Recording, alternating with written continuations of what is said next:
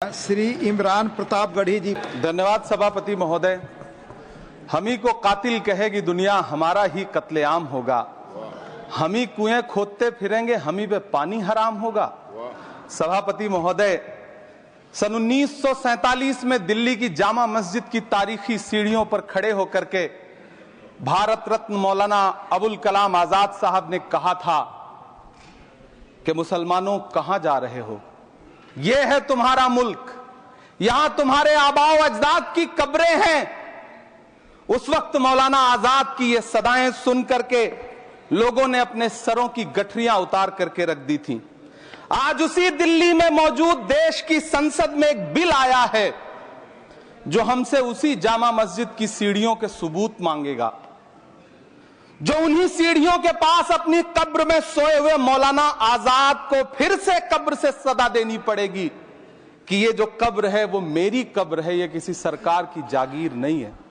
सभापति महोदय, मैं जहां खड़ा हूं इसी संसद भवन के सामने सड़क के उस पार अपनी कब्र में सोए हुए भारत के पूर्व राष्ट्रपति फखरुद्दीन अली अहमद की कब्र है।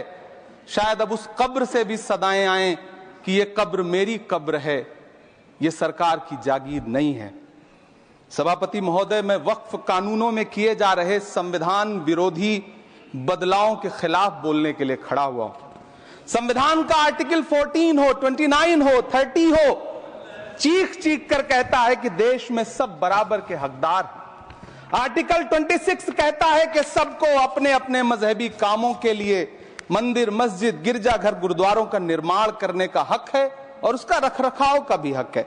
लेकिन डॉक्टर बाबा साहब अंबेडकर के संविधान को हर दिन कुचलने वाली ये सरकार देश के मुसलमानों से नफरत में इतनी अंधी हो गई है कि खुलेआम देश की संसद में देश सरकार के माइनॉरिटी मिनिस्टर साहब और होम मिनिस्टर साहब झूठ बोलते हैं और देश को गुमराह करते हैं, झूठ शब्द असत्य बोलते हैं। सरकार ने इस बिल का नाम उम्मीद रखा है। मंत्री जी कल से इसे देश के मुसलमानों के लिए नई उम्मीद बता रहे हैं। नहीं मंत्री जी, न तो ये बिल मुसलमानों के लिए नई उम्मीद है और न ही उम्मीद की नई किरण। सभापति महोदय, भाजपा ने पूरे देश में वक्फ के नाम पर कई सारे झूठ फैलाए हैं। आइए आज उनकी सच्चाई पर बात करते हैं। वक्फ ट्रिब्यूनल को ऐसे बताया जाता है जैसे वक्फ ट्रिब्यूनल कोई मजहबी खाप पंचायत हो। सभापति महोदय, जबकि सच्चाई यह है कि वक्फ ट्रिब्यूनल भी तो सरकारी न्यायिक विभाग है जिसमें सरकार द्वारा नियुक्त जज होते हैं, जिसमें प्रशासनिक अधिकारी होते हैं, कहीं ऊपर से थोड़ी आ गए। सभापति महोदय, देश के गृह मंत्री जी ने इसी सदन में कहा कि वक्फ ट्रिब्यूनल के फैसले के खिलाफ कोई कोर्ट नहीं जा सकता, जबकि सच यह है कि वक्फ एक्ट 1995 की धारा 83(9) के तहत हाई कोर्ट वक्फ ट्रिब्यूनल के फैसले की न सिर्फ समीक्षा कर सकता है बल्कि उसे बदल भी सकता है। सच तो यह है कि वक्फ बोर्ड खुद अपनी जमीनों के लिए कई सारी कोर्ट में मुकदमे लड़ रहा है। सभापति महोदय, दिल्ली की जिन 123 संपत्तियों को लेकर कल माइनॉरिटी मिनिस्टर, होम मिनिस्टर साहब और अभी आदरणीय नेता सदन बात कर रहे थे, आइए उनकी सच्चाइयों पे भी बात करते हैं। 1911 में जब अंग्रेजी हुकूमत ने कोलकाता के बजाय दिल्ली को राजधानी बनाने का फैसला किया तो रायसीना हिल्स के चारों तरफ जो मुसलमानों की ढेर सारी जमीनें थी उनको एक्वायर किया गया और लुटियन को इसकी तामीर की जिम्मेदारी सौंपी गई। सेंट्रल विस्टा की तरह लुटियन जोन का मेगा प्लान तैयार हुआ, लेकिन उस वक्त के मुसलमानों ने उस वक्त की अंग्रेजी हुकूमत से अपनी इबादत गाहों को बचाने के लिए लड़ाई लड़ी। मामला ब्रिटिश गवर्नमेंट तक पहुंचा। तब यह तय हुआ कि वो जो धार्मिक स्थल हैं उन्हें जस का तस रहने दिया जाएगा। इंडिया गेट के बगल वाली मस्जिद हो, जाप्तागंज, सुनहरी बाग मस्जिद हो, पार्लियामेंट रोड वाली मस्जिद हो, ऐसी 123 संपत्तियों के मैनेजमेंट के लिए 1913 में मुसलमान वक्फ वैलिडेशन एक्ट बना और उसके बाद एक नया शहर बसाया गया जिसे लुटियंस जोन का नाम दिया गया। फिर 1943-45 के बीच एक और समझौता हुआ आजादी से पहले उसके तहत काफी सारी वक्फ जायदादों को सुन्नी मजलिस औकाफ बनाकर उसके अंडर किया गया ताकि उसकी देखरेख की जा सके। गृह मंत्री जी 2 दिन से सदन में जो बात कह रहे हैं वो दरअसल 123 संपत्तियां उसी सुन्नी मजलिस औकाफ के तहत आती है। सभापति महोदय, आजाद भारत आजाद हुआ। आजादी के बाद भारत में 1954 में वक्फ एक्ट लागू हुआ, जिसकी धारा 9 के तहत 1964 में केंद्रीय वक्फ काउंसिल का गठन हुआ। दिल्ली की वही 123 प्रॉपर्टीज को 1970 में सर्वे गजट करके गजट नोटिफाई किया गया। इसके निपटारे के लिए पूर्व प्रधानमंत्री इंदिरा जी के द्वारा 1974 में एक बर्नी कमेटी बनाई गई। बर्नी कमेटी ने 1976 में इन 123 संपत्तियों को दिल्ली वक्फ बोर्ड की संपत्ति होने की रिपोर्ट सौंपी। उस रिपोर्ट के आधार पर 1984 में कांग्रेस सरकार ने उन 123 प्रॉपर्टीज को दिल्ली वक्फ बोर्ड को सौंपने का फैसला किया, जिसके खिलाफ विश्व हिंदू परिषद कोर्ट गई। मामला 2011 तक पेंडिंग रहा। फिर 2011 में कोर्ट ने सरकार को आदेशित किया कि इसका निपटारा करो। तब 2013 में तत्कालीन यूपीए सरकार ने दिल्ली की उन्हीं 123 जायदादों को बर्नी कमेटी की सिफारिशों के मुताबिक वक्फ बोर्ड के हवाले किया। यही वो प्रॉपर्टीज हैं जिनके नाम से गृह मंत्री जी कल से कांग्रेस को कोस रहे हैं। फिर आई 2014 में भाजपा की सरकार, जो तब से इन जमीनों को हड़पने की साजिश कर रही है। जिस बिल को मुसलमानों के हुकूक की हिफाजत करने वाला बिल बताया जा रहा है, उसी को पेश करने के लिए और उस पर बात करने के लिए लोकसभा में भाजपा सरकार के पास एक भी मुस्लिम सांसद नहीं है। जिस वक्त, मैं लोकसभा कह रहा हूं, सुना करिए, जिस वक्फ बिल को मुस्लिम महिलाओं को हक दिलाने वाला बताया जा रहा है, उसे संसद में पेश करने वाली पार्टी के पास न तो राज्यसभा में, न लोकसभा में, न देश की किसी विधानसभा में एक भी मुस्लिम महिला सदस्य नहीं। कल किरण रिजिजू जी कह रहे थे कि रेलवे की जमीनें देश की जमीनें हैं, डिफेंस की जमीनें देश की जमीनें हैं। हां मंत्री जी, हैं, बिल्कुल हैं। ये जो वक्फ की जमीनें हैं, ये हमारे पुरखों ने धार्मिक कामों के लिए डोनेट किया है। तो हम भी तो इसी देश के नागरिक हैं, हम भी तो इसी देश के बेटे हैं। तो वक्फ की जमीनें भी तो इसी देश की जमीनें हैं, उनको पराया क्यों बोलते हैं आप? सभापति महोदय, अशफाकुल्लाह खान जब फैजाबाद की जेल में फांसी के फंदे पर झूल रहे थे, तो इसी देश की जमीन के लिए झूल रहे थे ना। सभापति महोदय, अंडमान की जेल में काला पानी की सजा काटकर अपनी जान देने वाले मौलाना फजले हक खैराबादी हो या शेर खान अफरीदी हो, वो भी तो इसी जमीन के लिए अपनी जान दे रहे थे ना। सभापति महोदय, पाकिस्तान के खिलाफ लड़ते हुए अपनी जान देने वाले महावीर चक्र विजेता ब्रिगेडियर उस्मान हो या पाकिस्तान के पैटर्न टैंक उड़ाने वाला परमवीर चक्र विजेता वीर अब्दुल हमीद हो, वो भी तो इसी जमीन के लिए अपनी जान दे रहा था ना।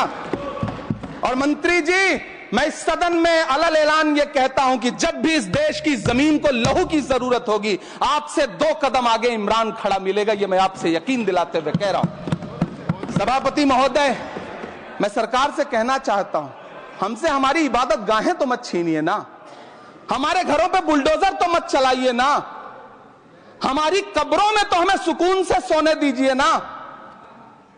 सभापति महोदय, माइनॉरिटी मिनिस्ट्री का बजट कट करके मुस्लिम बच्चों की स्कॉलरशिप बंद करके अब सरकार कह रही है कि हम वक्फ की आमदनी से गरीब मुसलमानों का भला करेंगे। गुजरात की बेटी बिल्किस के बलात्कारियों की रिहाई के बाद उन्हें माला पहनाने वाली लोगों के नेता ये कह रहे हैं कि यह बिल मुस्लिम महिलाओं को उनका हक दिलाएगा। धन्यवाद मोदी जी, क्या बढ़िया सौगातें मोदी दे रहे हैं आप। पहले हमें गुजराते मोदी दिया, आप सौगाते मोदी दे रहे हैं। लेकिन यह सरकार इतना याद रखे कि इसी ठसक के साथ देश की संसद में सीए का कानून भी लाया गया था और कहा गया था बड़े बड़े भाषण देकर के कि पड़ोसी देशों से हिंदू भाइयों को ला करके यहां नागरिकता दी जाएगी। लेकिन मैं आपके संज्ञान में लाता हूं सर कि पिछले इतने दिनों में इनसे नागरिकता लेने के लिए 2000 व्यक्ति भी नहीं आए, जबकि इसके उलट इन्हीं की सरकार में पिछले 10 साल में 15 लाख से ज्यादा भारतीयों ने भारत की नागरिकता छोड़ करके दूसरे देश में जाकर के बस गए। यह हुआ उस कानून का अंजाम। सभापति महोदय, इसी तरह की जिद के साथ किसानों के खिलाफ भी कानून लाए गए थे। जिस तरह आज वक्फ के फायदे गिनाए जा रहे हैं, उसी तरह से किसानों को भी कृषि कानूनों के फायदे गिनाए गए थे। लेकिन अंजाम क्या हुआ? 700 किसानों की शहादत लेने के बाद सरकार को अन्नदाता किसानों के सामने घुटने टेकने पड़े और कृषि कानून वापस लेने पड़े। जिल्ले इलाही, जमहूरियत जो है वो नफरत और ठसक से नहीं चलती है, अकड़ से नहीं चलती है। उसमें सबकी हिस्सेदारी जरूरी है। कल देश के माइनॉरिटी मिनिस्टर ने लोकसभा में खड़े होकर एक शेर सुनाया था कि मुझसे कोई बदगुमान न हो, तो मैं उन्हें एक शेर सुनाना चाहता हूं कि मैं आज जद पे हूं तो इतना खुशगुमान न हो, मैं आज जद पे हूं तो इतना खुशगुमान न हो, चराग सबके बुझेंगे हवा किसी की नहीं। नीतीश कुमार जी हो, चंद्रबाबू नायडू जी हो, चिराग पासवान जी हो, जयंत चौधरी जी हो, देवे गौड़ा जी हो, जीतन राम मांझी जी हो, सबको समझना पड़ेगा कि जब जंगल में आग लगती है तो न वो बरगद बचते हैं जो हवा को आंधी में तब्दील करते हैं, न वो बांस बचते हैं जो आपसी रगड़ से चिंगारी पैदा करते हैं। सभापति महोदय, जब देश को मनमोहन सिंह साहब जैसा काबिल प्रधानमंत्री मिलता है तो देश को आरटीआई जैसा एक्ट मिलता है, सेज जैसा एक्ट मिलता है, मनरेगा जैसा एक्ट मिलता है, लिबरलाइजेशन मिलता है, राइट टू एजुकेशन मिलता है, नेशनल फूड सिक्योरिटी एक्ट मिलता है।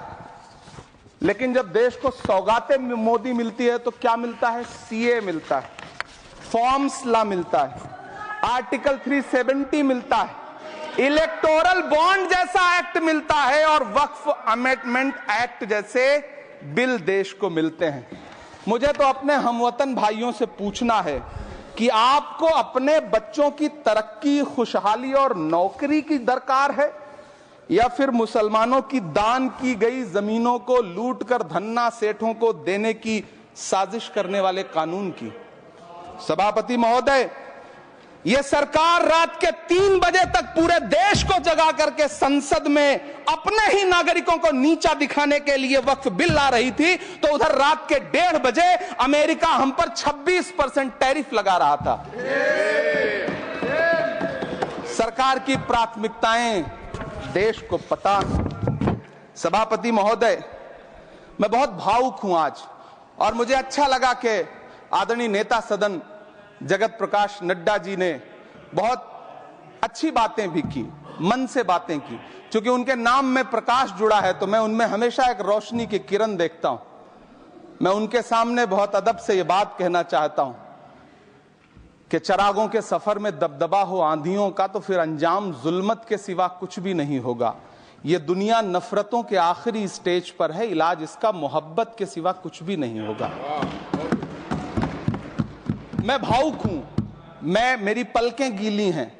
अगर देश की एक बहुत बड़ी आबादी को लगता है कि आप उसका भला करने के लिए नहीं बल्कि उनकी इबादतगाहों, उनकी कब्रिस्तानों, उनकी खानकाहों को बर्बाद करने का बिल ला रहे हैं, तो फिर आप अगर समझाने में नाकामयाब रहे हैं तो यह आपकी नाकामयाबी है। पहले समझाइए, उसके बाद कोई बिल लेकर के आइए, तब शायद हम आपका इतनी पुरजोर तरीके से विरोध ना करें। लेकिन सभापति महोदय, मैं अंत में सिर्फ इतना कहना चाहता हूं कि इस बिल में जो भी पॉइंट्स दिए गए हैं, बॉम्सी पोर्टल देख लीजिए, सरकार का झूठ आपको पकड़ में आ जाएगा। हम डरे नहीं हैं, हम सिर्फ सरकार से अपील कर रहे हैं कि हमें अपना समझिए। हम आपके अपने हैं, इस देश के नागरिक हैं और आप ताकत में हैं। संख्या बल के आधार पर बिल हो सकता है आप पास करा ले, लेकिन आपको यह बात समझनी पड़ेगी कि हम तो वो तारीख हैं, जहनों में रहना है जिसे कागजी पुर्जे नहीं जो फाड़ डाले जाएंगे। जिस जमीन पर मैं खड़ा हूं यह मेरी पहचान है। आप आंधी हैं तो क्या मुझको उड़ा ले जाएंगे? आपको यह बात समझनी पड़ेगी। आपको अगर इतना विपक्ष की तरफ से पहले जेपीसी में इतने सारे पॉइंट्स आए और उसके बाद कल से लोकसभा में और राज्यसभा में सुझाव आप सुनने को तैयार नहीं है, लोगों की शंका को दूर करने के बारे में आप बिल्कुल सोच नहीं रहे, बस आप कह रहे हैं यह बिल उम्मीद की नई किरण है। नहीं साहब, इसे भले किरण जी लेके आए हैं, लेकिन ये उम्मीद की नहीं बल्कि नाउम्मीदी की किरण है। और इस देश की एक बहुत बड़ी आबादी इस बात से खदशे में है, शक में है कि आप सीधे उनकी जमीनों को लूट करके धन्ना सेठों को बेचना चाहते हैं। मेरी अब भी आपसे अपील है कि इस बिल को वापस लीजिए। यह बिल कहीं से आपके अपने नागरिकों के लिए अच्छा नहीं है। यह बिल सिर्फ इस देश के मुसलमानों को नीचा दिखाने का और अपने एक ऐसे मतदाता वर्ग को खुश करने का बिल है जिनको इस बिल के पास हो जाने से कुछ मिलेगा भी नहीं, लेकिन आप एक नैरेटिव देना चाहते हैं, एक मैसेज देना चाहते हैं। मेरी आपसे अपील है कि कृपया ये जो सबका साथ सबका विकास का नारा है, इस नारे को रत्ती भर तो चरित्रार्थ कर दीजिए। बहुत बहुत धन्यवाद।